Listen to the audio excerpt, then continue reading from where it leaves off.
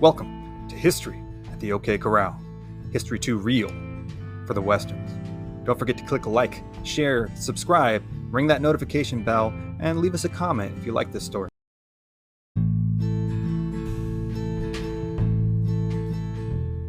The story for tonight's episode is The Captured by Scott Zesch. If you like this story and want to learn more, stick around at the end of this episode to find out how you can get your own copy. It is a fantastic book, invaluable in making this episode, and we at HOKC think you would really enjoy it. And now, on to the show. Mason County, Texas, 1925. Even in the stifling August heat, the local rodeo grounds were packed with people. They had certainly come to see the rodeo, but more than anything, they had come to see the feature show that would kick off the festivities. In a small pen, a yearling calf stood grazing. A few dozen yards away, a local man stood conversing with a few men he knew from his hometown. His demeanor was jovial, as he traded jokes and fed off the anticipatory energy of the event to come. At first glance, he seemed no different than his rural Central Texas counterparts, except that he wore buckskin leggings and a fringed buckskin shirt. But he moved just slightly differently, spoke just slightly differently. He finally bade his comrades farewell and hopped on his horse from the right-hand side, a habit that was seen as very peculiar by the American riders around him. His horse had no saddle and no bridle, led only by a single looped rein tied to a simple halter looped around the horse's head. Now, on horseback, he seemed transformed, like another being. Suddenly, he seemed dangerous. He then pulled on a headdress, full of feathers, ribbons, and beads. Now the crowd became hushed, partly out of reverence and partly out of fear. For the mild-mannered, gray-haired local man was not just another resident. His story was known far and wide. He had lived a life few could only dream of, seen and done things most would hope to never endure. And now, here he was. No longer a peaceable old gentleman who loved babies and telling jokes. The playful, mischievous glint in his eyes had shifted starkly, seemingly instantaneously. His eyes now seemed small, cold, and coal-black. Where moments before had been a warm and welcoming smile, was now barely concealed a snarling of his upper lip. Suddenly, every move was sharp and crisp, every action laser-focused, and done seemingly subconsciously. He had told of how, as a younger man, he had killed many a wolf and drank its blood as a means of acquiring the wolf's traits and powers. Now, to many of those present who had heard this story, they began to wonder if it might actually be true. The way he rode, the way he presented and handled his short, stout bow, radiated an energy and presence that most in the crowd had only heard of in theory. Now, they were about to see it in practice. The calf, weighing about 300 pounds, was released into the arena and ran about seemingly as confused as were many of the first-time spectators. It could be safely assumed that even in this crowd from rural Central Texas in the 1920s, somebody there felt at least a little bad for this animal. But that somebody was not Herman Lehman. He gave a loud, piercing war whoop, rode his pony into the dusty arena at full clip, chased the animal down, and loosed an arrow into its heart from behind, all while controlling his horse with subtle cues from his feet and knees. As soon as the bovine fell, dead within seconds due to blood loss from the expertly placed shot, Herman Lehman had dismounted in one swift motion, drawn his knife, and cut the calf's throat to bleed it out. Then, again seemingly in one deft motion, he split open the abdominal cavity, yanked out the liver, pulled out the gallbladder, squirted its bile onto the liver, and ate it raw in large, ravenous chomps. To some present, this was as close to the Old West as they would ever get.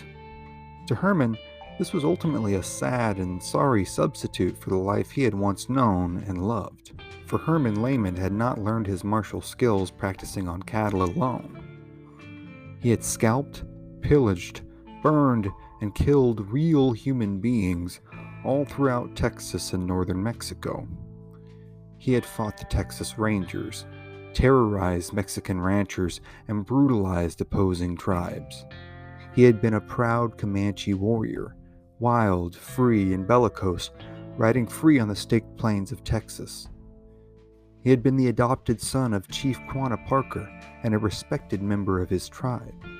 He had been born not far from Mason, Texas in 1859 to Ernst and Augusta Lehman. His father had died when he was very young, and his mother had remarried to Philip Bookmeyer in 1863. He was the third of 8 children, though on May 16, 1870, it was just 11-year-old Herman and his 8-year-old brother Willie who had gone out to watch the sheep and shoo off crows from their stepfather's burgeoning cornfield. As days on the farm in central Texas went, the boys assumed this would be a relatively easy day in comparison to the summer harvest to come. They were only a few hundred yards from their family's cabin when a small party of Apache made their move.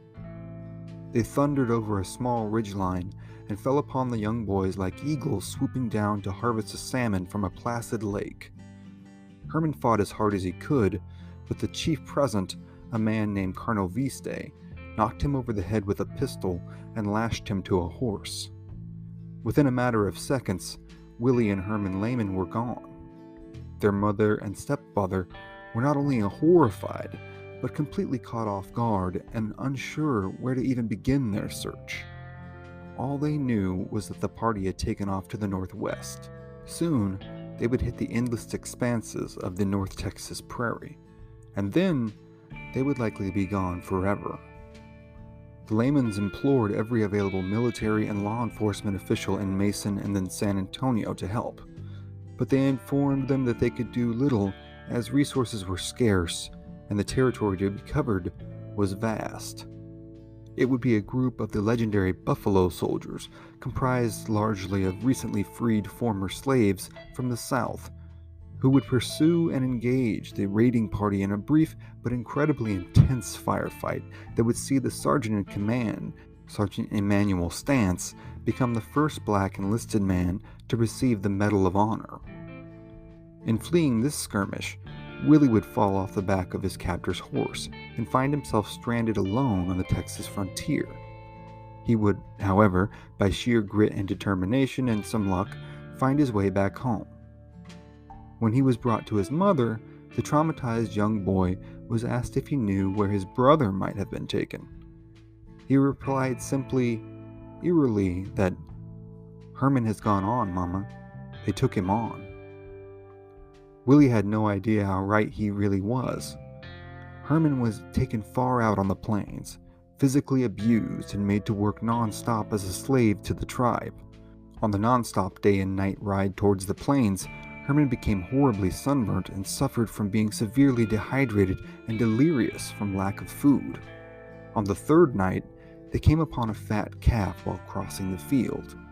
Colonel Viste killed it, cut it open just as Herman would so many years later at his demonstration, and forced Herman's head into the gaping paunch of the still steaming dead animal. He forced Herman to slurp up the curdled milk from the calf's stomach. Herman vomited this up. Colonel Viste forced him to eat what he had thrown up. Herman threw up again. Colonel Viste beat the boy until he was bruised and bloodied. Then he was given a small piece of raw liver. This he kept down. The party carried on. After a few months, Colonel Viste would lead another raiding party to Mason. In fact, they would head right back to the Lehman household, where Herman's mother and sisters were tending to the farm as Philip Bookmeyer and Willie were out irrigating the fields. They attempted to, again, steal all they could and terrorize the family. But this time, Augusta Bookmeyer would let loose 2 loads of buckshot into both Colonel Viste and another brave who were attempting to climb through the window. The raiding party fled, back over the miles of hills and prairies. When they arrived back to camp, an enraged Colonel Viste, still with a backside full of lead shot, beat Herman to within an inch of his life. He then informed the young boy that his entire family had been murdered. This was not true and meant only to add insult to injury, as both Carnaviste's flesh and ego had been so violently assaulted by Herman's mother.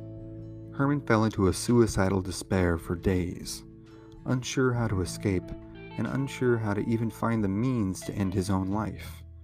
Then, something in Herman Lehman's mind flipped. Today, it might be diagnosed as Stockholm Syndrome, a coin termed after a terrorist incident in 1970 Sweden in which the hostage taken eventually began to identify more with her captors than her rescuers. But in the 1870s, out on the burning plains, young Herman Lehman knew of no such diagnostic term. Nor would he have had any interest, for Herman had now made up his mind as to what he was going to do. There would be no more plans of fleeing home. He was home now. Herman made up his mind then and there to become an Apache warrior. He said if they wanted to kill white people, if they wanted to run roughshod over the Texans and Mexicans and steal horses and burn farmsteads, then he would do all of that as best he could. Perhaps this was a place to put his rage and grief. Perhaps it was a purely pragmatic survival measure. Or perhaps it was both. But no matter the motivation, Herman Lehman would go on to be an unholy terror to anyone and anything he perceived as an enemy for the better part of the next decade. His exploits appear nearly endless. He would go on to be adopted into the tribe, to subsequently kill a medicine man in retribution for the murder of his adopted father, Carnavieste. He would flee to the feared and fearless Comanche, and would ultimately be one of the last members of that tribe to surrender to the U.S. government. The many tales of Herman Lehman and the lives of a plethora of other captured frontier children all merit countless episodes of their own. And to be sure, those episodes are coming soon. But for now, those are other stories for other times.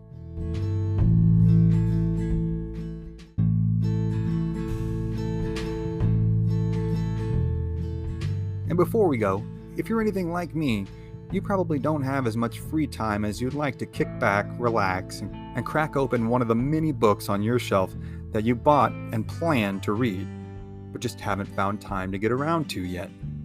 Thankfully, I found Audible, the unrivaled audiobook platform. It allows me to do most of my research for this program directly from their app.